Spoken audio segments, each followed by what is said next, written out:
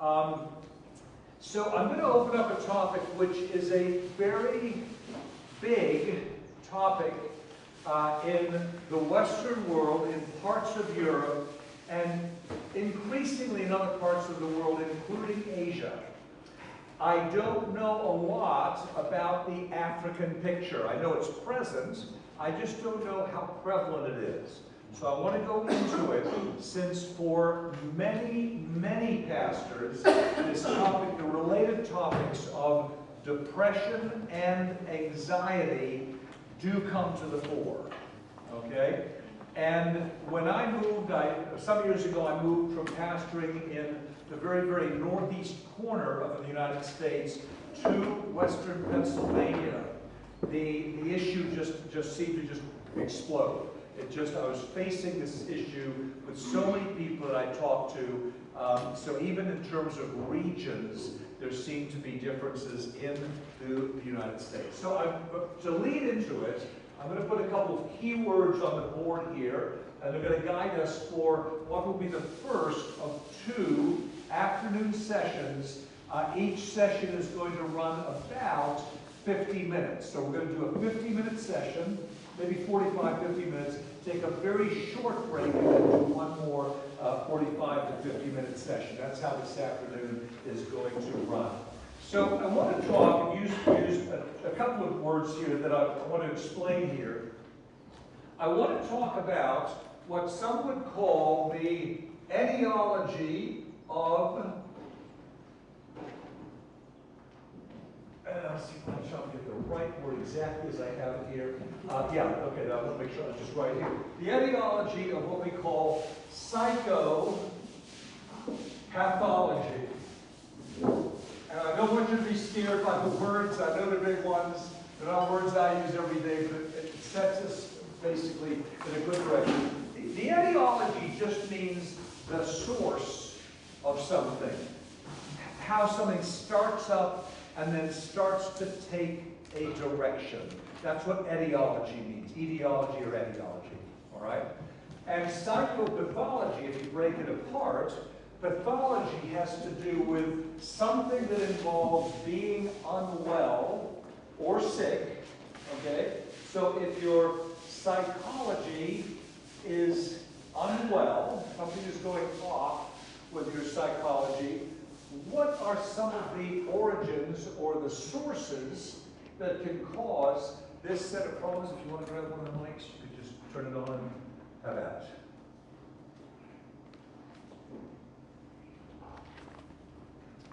When we talk about etiologies, okay, often people want to say that there is one cause and effect. Okay? Cause and effect. Simple. It's one way to blame whatever's going wrong. And I ask my clients this on a pretty regular basis. Does smoking cause cancer? If you smoke, you get cancer. Yes? Does smoking cause cancer? Yes. That's the answer I get. Yes. So does every person who smokes get cancer? So does smoking cause cancer? It increases our chances of getting cancer, but it doesn't cause cancer. Okay? It increases our chances. Okay? So there are many things that increase our chances of having a psychopathology. Okay?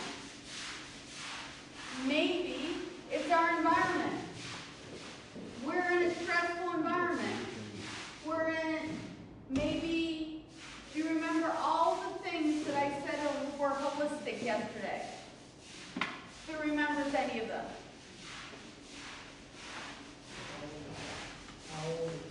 Or biology?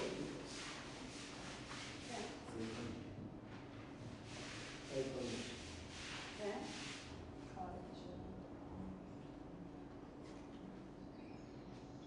Anybody else? We just listed 2 yesterday. Culture, class, gender, sexuality. Very well done. Spirituality,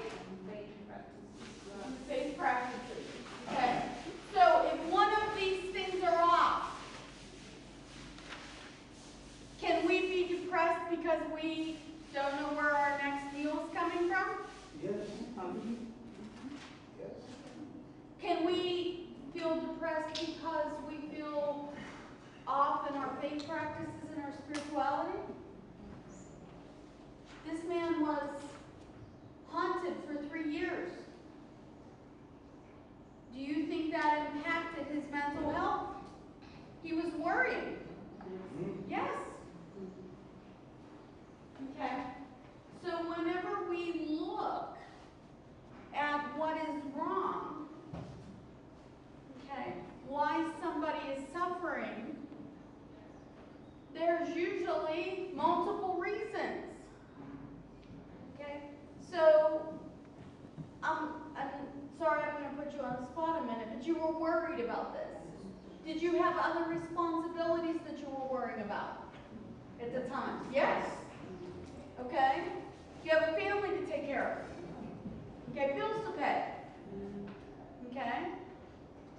How about if we have physical ailments? Yes. Has anybody seen me go up and down the steps a few times? It's slow. Last night we got my luggage, so I was able to take some anti-inflammatory. My knees are working much better today. Okay?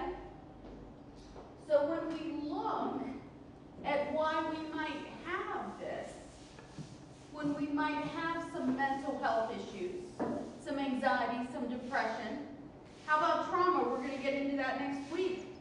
If we have a traumatic event, a death of a child, a death of a spouse, a death of a parent, okay?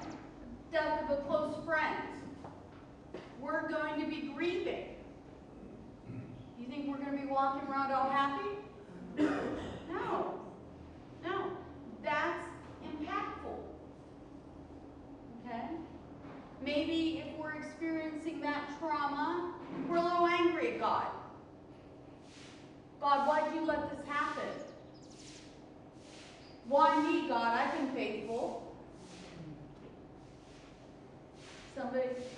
Yeah, yeah. I've been faithful. Okay? Dr. Watt said something years ago that resonated with me, and I have used it, and I'm going to use it again. I'm going to steal his thunder. It'll cost you. I'm sure.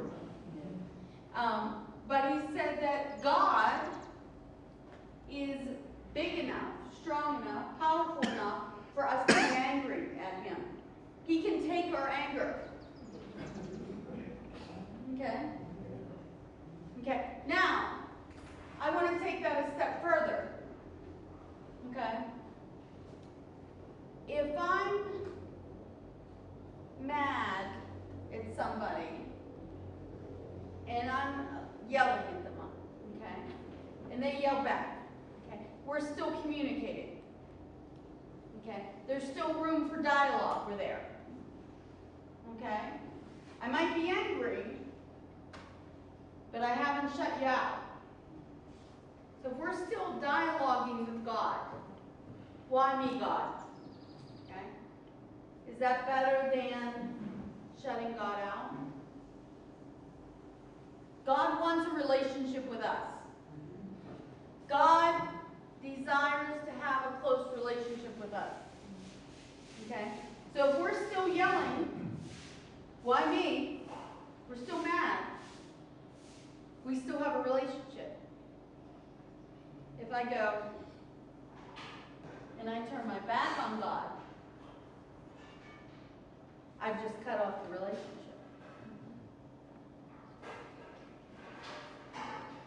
So I'm giving you permission to be mad at God when stuff like that happens. But don't turn your back on it. Don't turn your back on it. Okay? So, I want to be very careful about number one. I want to be very careful about number one. Because saying that the biology or your parents or your grandparents can cause you to have mental illness, okay? That's a slippery slope, isn't it? That's, you allow a lot of blame and shaming to come in there, okay? I'm going to be very clear that there are only 2 mental health disorders that are hereditary. I'm going to say that again. There are only 2 mental health disorders that are hereditary. One is schizophrenia, whenever you have delusions, when you hear and see things that aren't there, and that's a chemical imbalance in your brain. And whenever you're bipolar, and that's also a chemical imbalance in your brain, and you experience these. Where's the marker at? Okay. Oftentimes people think that bipolar disorder is this, I'm mad, I'm happy, I'm mad, I'm happy, and it's this back and forth. It's not. It's a wave. And this wave can last months or weeks. Okay, but it's not quick. Okay? And this is mania, and this is depression.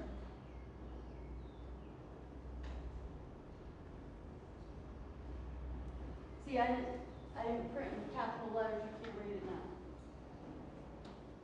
Okay? So if this is our baseline, people like this fluctuate up and down.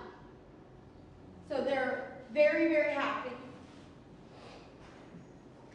Some to the point of doing things that are extreme. Okay. Shopping. I've seen people with mania feel like they could fly. No, I'm serious. I'm serious. What? Mood swings. Okay. So, but up and down, and not fast, but slower. Okay. This, I'm mad. This, I have a quick temper. I get mad quick. That's not bipolar, that's emotional dysregulation and us being not able to control our moods. That's different than that. Okay? Now, I don't expect you to remember all that. Okay? And this training, this workshop is not here to make you knowledgeable in all of those diagnoses. Okay?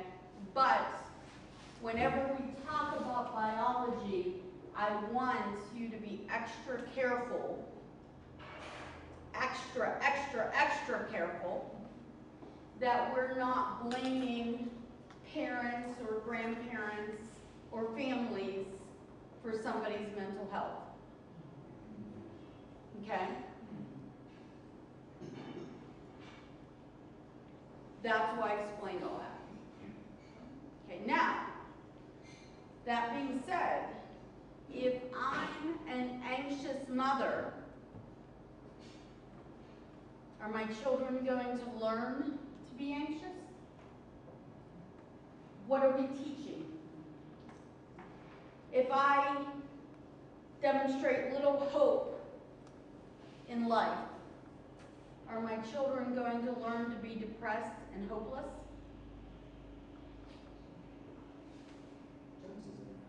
Yeah. Okay. Okay. What are we teaching? What are we passing forward? What is our legacy? Okay.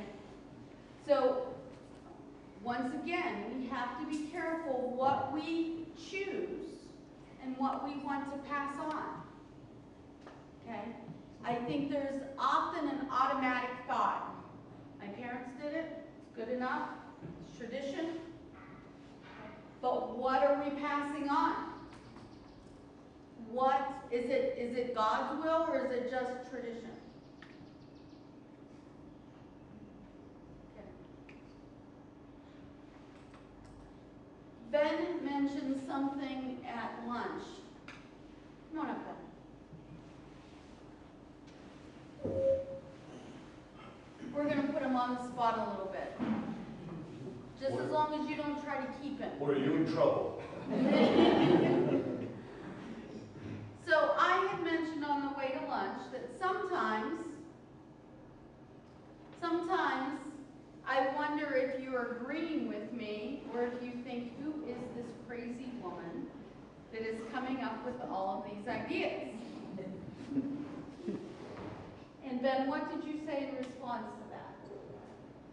I think it's okay for people to disagree on things, but as long as you're willing to hear people out on why they believe what they believe, I think that's the most important thing. We can all have differences as Christians. Some of us have different experiences, that's why we have them. But if you don't take time to understand why, that's the main thing. You need to understand why. Yes. And I know Ben hates speaking in public.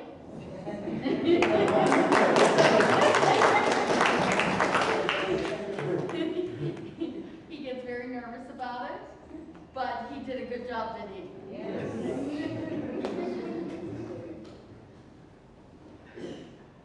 We're very blessed to have him this week to help out. And let me take a side to say that we finally got all of day one's lectures up, and they're on the website, on the YouTube channel. So he's starting to work on, thank you, he's starting to work on day two's videos now so we can get them up. Okay? You're welcome. I was going to talk a little bit on the ground level, how we even get into these kinds of questions. So when you have a natural break, I want to go back to that ground level. You go right ahead. Oh, okay. All right. Go right ahead. All right. I'm just going to stay up here with the microphone in case That's I have fine. to, That's fine. you know, in case I have to correct you. That's correct. Yeah, all I was going to add, she's anticipated where we're going. That's the easy part. But I was going to take just one step back, just a little bit. Good news. Generally speaking, when people think of pastors and church workers, on a good day, people say to themselves, that person should think kindly towards me. That's good news. Seriously, that is good news. I know there's complications, but I'm just saying on that ground level, that's good. So what happens, and what happened with me when I made this move from one part of the country to Western Pennsylvania, I fell backward into a very large pool of people who started coming to me about things I wasn't sure I knew much about. And that's what led into what we're giving you today. Okay? And it was very common, and it was very general, and it usually started with something like these words: Pastor, can we talk? I'm very depressed. That's pretty much it. All right? Can we talk? I'm very depressed and I don't know what to do. And of course, like you, if you were in this position, or if you have been in this position, you want to say, absolutely, I want to help you, I've got to learn more about it. Okay. And that started me reading a lot of material, some of which was Christian, some of which was more secular, but I thought, I've got to learn about this whole subject, which is a major subject, not only in the West, but also many other parts of the world, that of depression. And then in a few minutes we'll come to it, something that's related to it, but not identical, depression and anxiety. So I started with questions. I always figure if I don't know something, the natural response is not to pretend that I know it, but to ask good questions.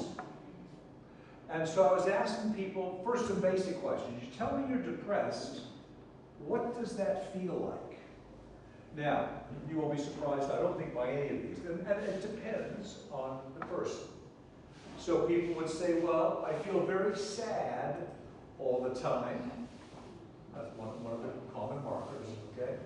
I happened to be talking to a Christian physician in our area, and he said, I have a rule of thumb, if a person has been sad for at least 2 weeks and has cried every day, but they don't know why they're crying, he says to himself, we're dealing with depression. I thought that was an interesting kind of a rule of thumb that he used. I feel sad. I feel tired. Now, we all have tired zones. Let me be clear, right? We work hard, we're tired. Sometimes when we expect to be tired, and sometimes we're tired when we don't expect to be. That's not what I'm talking about. But someone who gets up in the morning, whenever it is, they do a bit of work and then they have to sleep. They do it more, and then they have to sleep more. And they do a bit more, and then they have to sleep more. There's in other words, the tiredness is too much. Or Or even getting up and showering, basic needs are not being taken care of. That's a very severe level of depression. yeah. And for children, aggression can be a form of depression because they don't know how to express it, so they get angry. And on a college campus, a variation on exactly what you just mentioned, college campus, a student is living on campus and they do not want to leave their room for days and weeks at a time. They ask their roommate to bring them food, which the roommates are kind for them, but it's unhealthy sequestering themselves in their dorm room for a very, very long period of time. Another marker of depression. So this gives you a bit of a sense of what goes on. And then, for some, but not for all. I want to be clear on this. For some, but not for all. Okay? Often depression and anxiety go together. Anxiety, their nerves feel frazzled. Right? For some. They don't want to go outside and see people because that makes them nervous. They don't want to take on a responsible task. That makes them terribly, terribly nervous. All right? So that can be related, but not all people who are depressed feel anxiety. Not all who feel anxiety are depressed, but often the two go together because there's a similar biological piece there. Looks like a thought here. Well, that's exactly what I was going to say. We didn't know they were related except for psychotropic medicine. Okay, and we talked about using psychotropic medicine tools. But what doctors discovered was that the same medication that treated anxiety worked on depression and vice versa. Okay, so that's how we knew that they were related in brain function. Does that make sense? Okay, so once again, not all psychotropic medicines are bad. Okay, and they're an effective tool, and that helped us treat them better even in talk therapy, knowing that they were related. And then one more link here, I'm going to be very careful how I mention this, is for some, all of these things have stacked up so severely, they say, I just feel hopeless, right? Why should I bother trying to work, trying to study, trying to go to an enjoyable event? It just doesn't help. And for some who feel hopeless, though not all, the next possible step is suicide. Okay? Now again, I want to be very, very careful. There are people who are depressed who don't suicide. And there are people who are suicide but didn't show a pattern of depression. So do not equate depression with suicide. Don't equate. I'm just saying they sometimes are related and the one can lead into the other. Okay? So, can I just pause? Because I want to ask them if this is how much, is this the kind of thing you see occasionally? Never? Often? Can you give me some kind of feedback in terms of how much of this you have seen in your life of ministry? Often? Okay. We have some saying often, others, a couple of you saying often. Okay, okay. Often. Okay, we're getting often. Often. Regina, straight back, Regina, straight back. I'm sorry. sorry. I want to share an experience that I had. When I was, I think it was back in 2018. I was working in another organization somewhere, and I was somehow dismissed unfairly. So I was in the house the whole of 2019, and then COVID hit in 2020, and yeah, it just, and that time there was lockdown. So I am in the house, I was living alone that time. So I'm in the house all by myself, and I was telling her, I remember, I would wake up in the morning, of course I would do my breakfast, but I would not draw the curtain. So it's all dark, and even in the evening, I will not put on the lights. I'll put them on at around maybe 8 p.m. That's when I'll put on the lights. Maybe take dinner and sleep again. And I thank God there were people who would check on me. I had a friend who would call me and tell me, can you please go out? And I'm like, I don't want to go out. I don't want to do anything. But by the grace of God, my landlord, who was a pastor, he would occasionally check on me and would be like, Esther, I know you're in that house, please come out. And we'll have a conversation, and then I'll go back. With time, things changed, and yeah. So I know when you say that depression is signs, I kind of tend to feel I was going through depression at that time. Thank you so much. Thank you for being brave enough to share that. I really appreciate that. And you've made a point for me that I don't need to make. It's not somehow that pastors and shepherds are immune. We are as human as everybody else.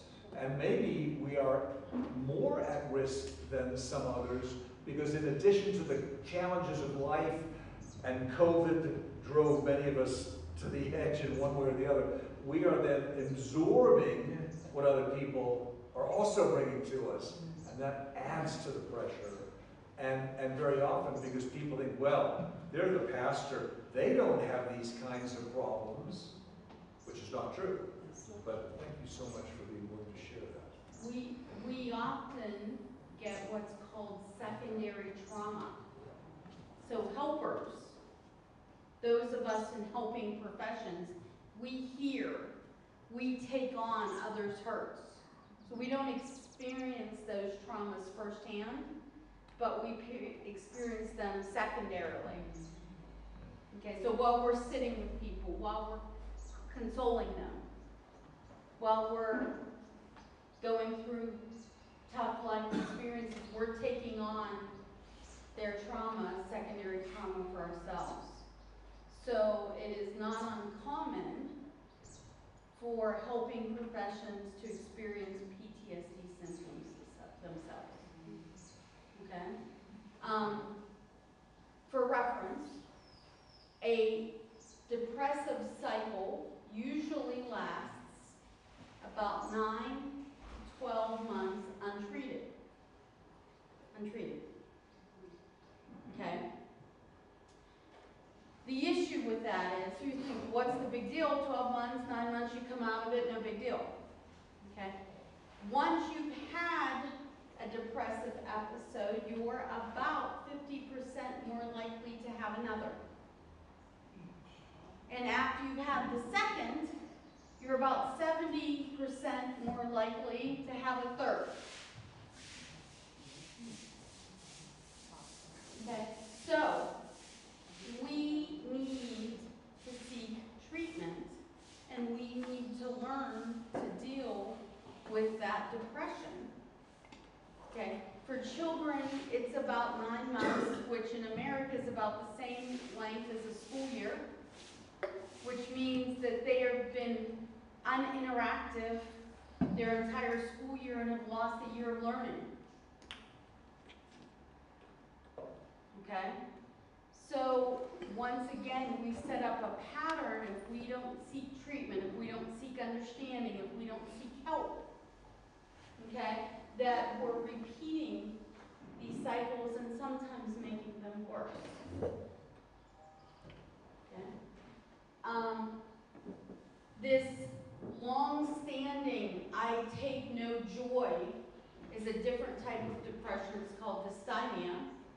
And it lasts for it has to last about 2 years, and you just don't find joy in the things that you find joy in, used to find joy in. I used to take walks, not anymore. I used to spend time with my grandchildren, can't be bothered. I used to enjoy a good meal, food's all there is to keep me, that's just to keep me alive. I don't enjoy it anymore. I love to travel now. I don't want to leave my house. Okay?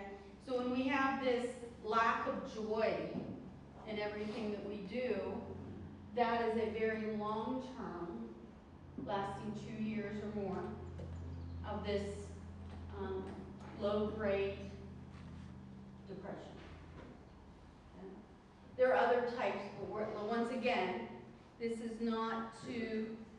a big picture so that you can, this person needs some intervention, this person needs help.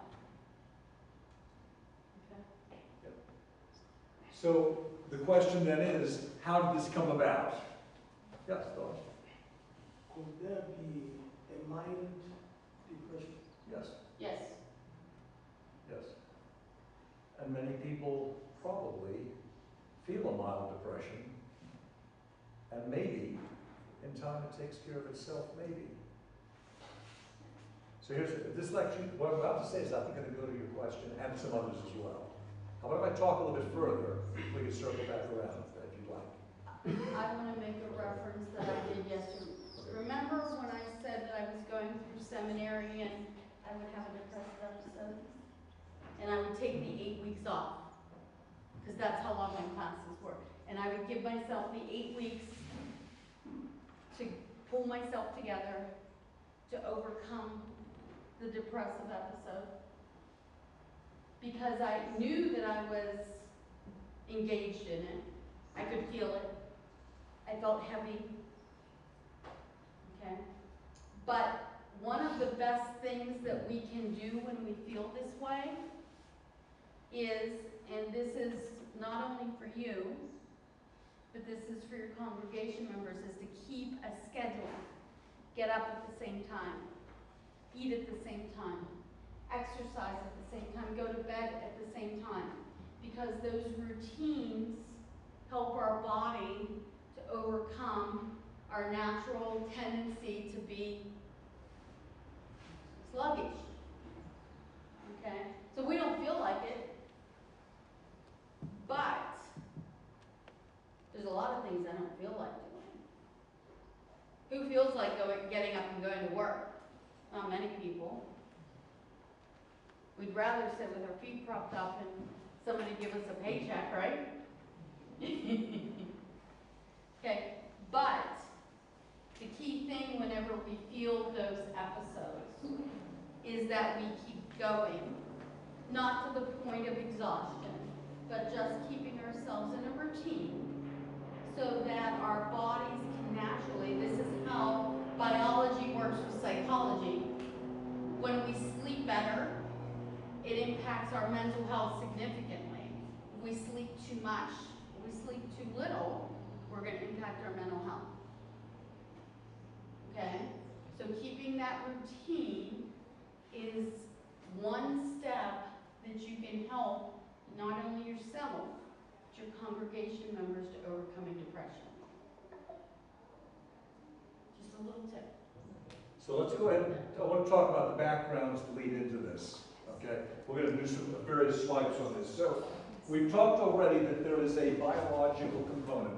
Depression, we sort of call clinical depression, means irregular things are happening with the nerves and the neurons that are part of your brain that are related to how we feel. I'm not getting deeply into the biology of it, I'm just acknowledging it's a zone. There is a biological component, okay, that we need to be aware of, right? Now, how did it get to be that the biological component has gone wacky somehow?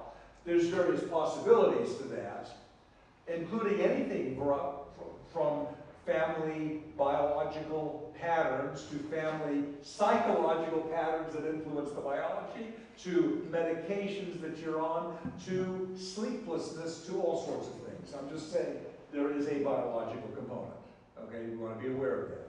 And we've been talking in part about that. There is sort of the, what I call the experience side of things, the psychosocial stuff. Let me give you an example. One of many possible examples. A person is plugging along in life and something changes. Maybe their relationships are not going well, for whatever reason. Something changes, something gets shaken up. Something changes in the society. Maybe, how about this one? Maybe something tragic happened, like an earthquake. I've talked to many friends who've lived through earthquakes. They affect entire communities, of course, and their whole psychosocial structures and patterns that they're used to have been bent and shaken up. By the way, you mentioned COVID. COVID instilled deep depression and anxiety on many, many people for multiple reasons. It was a very 2020 was a very disturbing year for perhaps most of us, okay? That comes close to number 3. These are similar but somewhat different, all right? Certain cultures interpret problems in ways that are consistent with their culture. Example, this is very interesting. In 2005, a massive earthquake hit part of Indonesia. Maybe you remember the story. There was a devastating, deadly earthquake. It was actually a quake underwater that triggered a tsunami, devastated parts of Indonesia and some other countries. Massive loss of life. Here's good news and bad news, okay? Many Western professionals came over to help people because of the trauma that took place, and there was trauma, no doubt about it. And, well, not so surprising, a lot of depression and anxiety was experienced. And at first, Western psychologists were interpreting it through Western eyes, understandably, and only gradually came to realize that some of the depression and anxiety that was being experienced was specifically related to the negative effects that the tsunami had on the social structures of the society. They eventually caught on, but that wasn't obvious through their Western eyes. The socio-cultural stuff was particular to that region, not so much to those who came in. Well, you live and learn, as we say. Fourthly, there's a good news and bad news about spiritually based depression. In much of Christian literature of the 20th century, depression has been viewed through only the 4th line. Okay? I'm going to give you a real good example of spiritually based depression. Okay? But then I want to move beyond it. It is very interesting to me that the great reformer Martin Luther, 500 years ago, had a lot of sort of psychological effects, including his belief that he had visions of the devil. And there's a famous incident in which Luther reports that he thought he saw the devil in a room in which he was at, and he picks up an inkwell and he throws the inkwell at the devil. Now, what do you make of that? Well, I'm not entirely sure, okay? But I will make this observation about Martin Luther. Number one, he is in a major struggle that is a spiritual issue that has basically engrossed the church of the time. And it's dividing the church. I'm not getting into who's at fault for what. That's not my interest. It's simply to say the church is going through a fracture that will change the course of church history. That's how bad. That's a spiritual struggle. Okay? However, we might add, he also is under incredible pressure under here. If you are at risk of losing your life on a sustained basis over years, your body's going to be affected. Psychology's got to be affected. All right? So, one of my favorite writers wrote a book on spiritual depression. There's so much that I like about the book. Okay? and it influenced me because often as pastors, when someone says, I'm depressed, an inclination of a pastor is to say, let's pray about it. Okay, that's good, let's pray about it. But then down the road, if the depression persists, temptation is to say, we didn't pray enough, we need to pray more. And if you're still depressed, and you're still depressed, and you're still depressed, after we prayed all this time, there must be a problem with your faith. Otherwise you wouldn't be depressed. Right? And my favorite writer says, a spiritually depressed Christian is a contradiction in terms. I reflected on that a long time, and respectfully, I disagree with him. I think that if we live in a broken world, we've got to be depressed at some point. How can you not be grieving? How can you not be grieving over the awful things you see? How can you not? I would say a never depressed Christian is a liar. That may be more accurate. Okay? So it's not what he said as much as what he didn't bring into the big picture is what I'm trying to compensate for here. Okay? So taking time to get to know the person. And I tend to ask questions of people like this. When did you first start to be aware that you were feeling depressed? And we usually start, relatively weeks ago, maybe a few months ago, something like that. But then I ask a related question. I like to say, how about earlier in life? Did you ever face this before? Sometimes the answer is yes, sometimes it's no. But if I say, okay, they say, yes, I had a terrible time back, and they point to an earlier time in life. And I say, well, what was going on at that time that we ought to be aware of? And maybe we open up a dimension there. I ask other things like, have you had major illnesses lately? Have you had surgery lately? By the way, it's interesting. When a person goes through surgery, they tend to have, even when the surgery is successful, they often feel depressed after the body's taken a big impact. Right? When you do surgery, things get cut, stabbed, sawn, sewn, moved around. The body takes the impact of these things. So surgery may, I don't think it always does, but may lead to depression. I had a knee surgery. My first knee surgery was way back when I was a graduate student. And the surgery went fine. It was very successful. I was actually depressed for about a month or two after. It bothered me. It's the first time I'd ever really felt that very, very badly.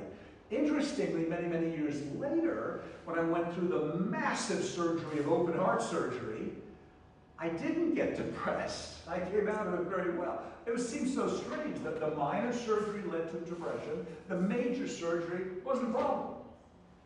I don't know why, but I'm just saying, these are the kinds of things to be aware of. We need to ask people, what is it? Are you on a major medication for something that might, as a side effect, be causing changes in your feelings and attitudes? What has changed? I'm going to put these two together. What has changed in your environment that may have led to this?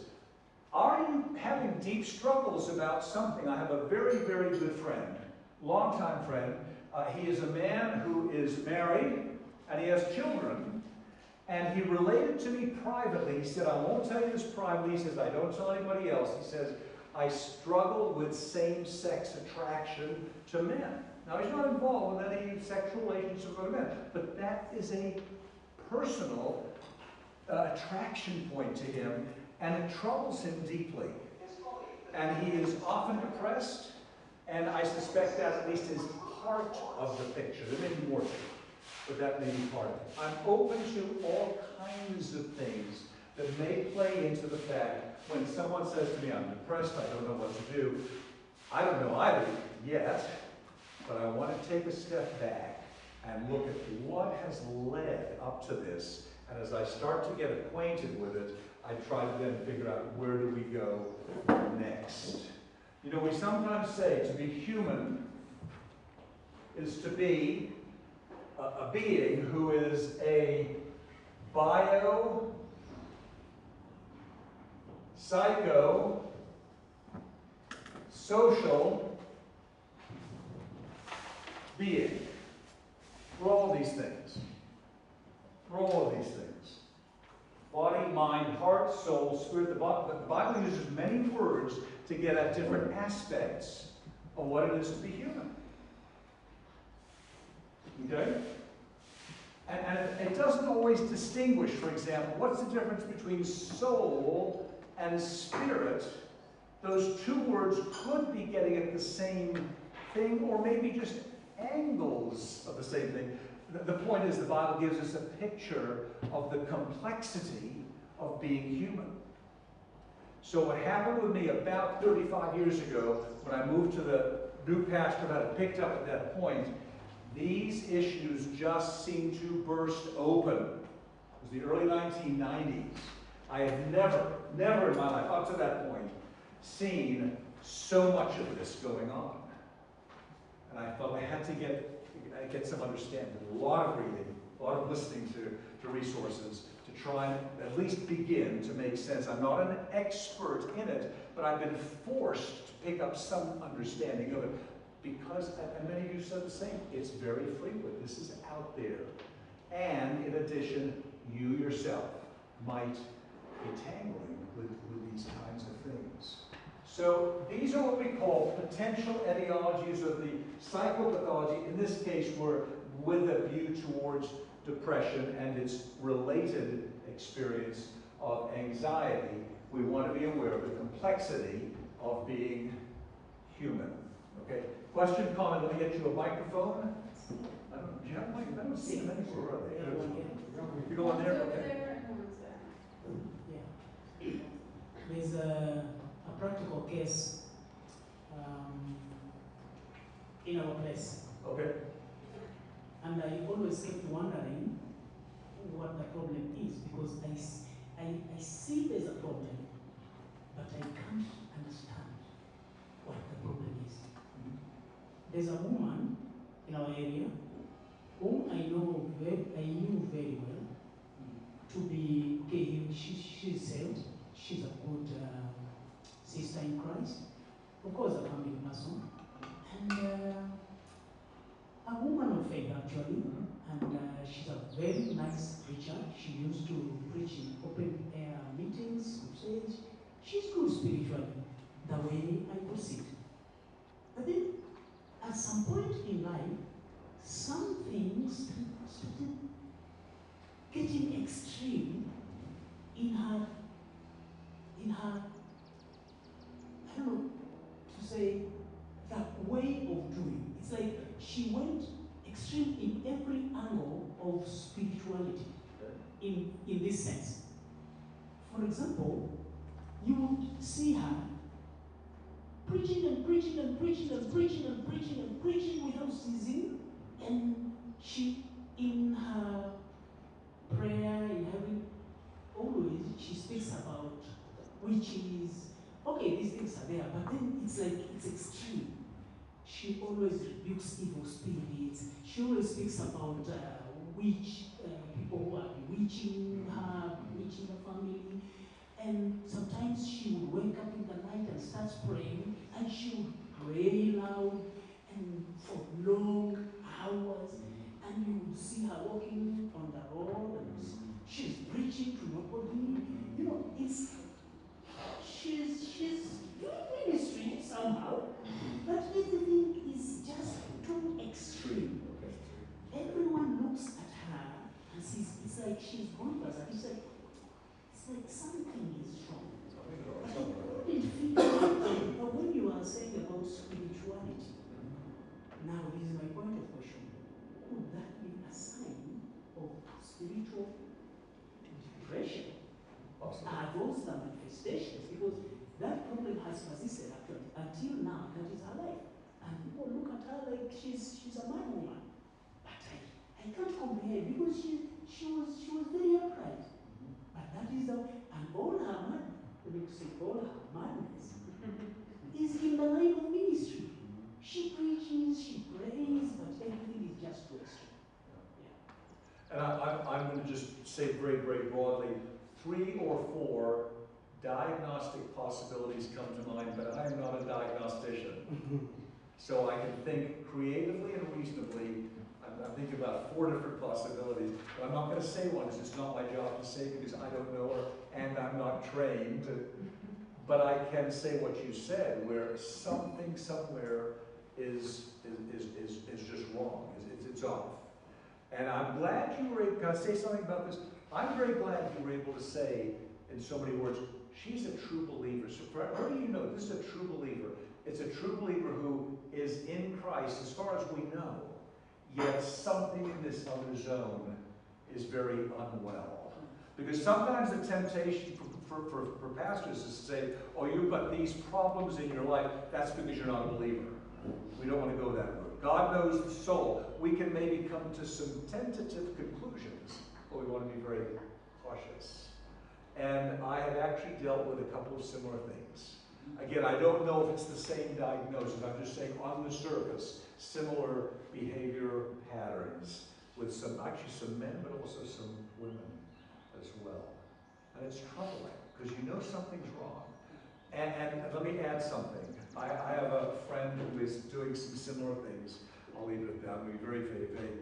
And my worry for her is that if she's not open to getting the right kind of help, it may profoundly damage her life or end it. That's my worry. I don't know about the woman you're talking about, the woman. I'm thinking of a certain friend, and that worries me because when something is going out of control, somebody somewhere gets hurt. And the woman I'm talking about, I think, is a believer as well. But there's problems here. Yeah, let's take another thought, because I'm going to take a couple minutes. Now is a good time to have you make. Can you pass the microphone back to our sister back there? He had something to say, and I think it's been. Oh, did I skip over you? I apologize. My apology, please. Thank you. I think it's on. Just tap it. I think is the light on?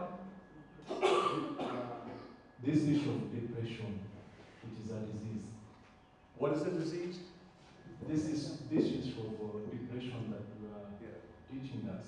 Yeah. It's a common disease because many times people they come to commit suicide. And if you find the beginning of those things is about depression. It can't be. Because this morning I've been woke up with a call that my uncle he has committed suicide. I'm so sorry. So that is the reason, because he had a big family, and it comes in number one, biological. Yes. So these things, if we are being taught about these things, it's real. It's not that it's not real. It's real. They have sent me a picture that this early in the morning, he hung himself. So this is the picture. So this issue is real. It's real. Yes, it's real. Depression can cause death. So we need to educate us about these issues. So That's good we're dealing with it. Yes, we can help others. I'm very sorry to hear that. Thank you for saying what you said. Will you pass it back to our sister back here, please? Thank you so much. I'm sorry I skipped over you accidentally. My apologies. I didn't mean to do that. All right, for me, I would say the topic is very relevant, based that this month is Mental Health Awareness Month, and so it comes at the right time. So when you're talking about spirituality rather, I would say it's very important for us to even know the boundaries that we have to keep ourselves as ministers. Because if we are not, because there are people who are actually emulating what we are doing. And whatever we say, they take it as the gospel truth. So if we are not keen on what we are also showing, and also practicing, we might mislead others. So coming from that standpoint, we also need to be aware of all these methodologies that you're teaching us for us to be effective even in ministry. Thank you. I have already done multiple funerals for people who suicided. I've done one funeral for a man who murdered and then suicided. I've lost multiple students while they were my students on campus who suicided. It's been around me my whole life. I am not, by the way, I'm not suicidal. Thank God. I could be. No, I'm serious. I mean, this serious. Because of what has been around me all my life, including growing up with a suicidal mother. Thank God I've been spared this, because it could have been part of my experience like that. Thank God. So we're going to take a break. This is very helpful. I'll tell you what I'm going to do. We're going to do about a 6-minute break. I'm going to erase this board in a minute. If you need more information, take it now. I'm going to erase it, but I'm going to turn it into a diagram because I want to be as practical and helpful as possible. Thank you.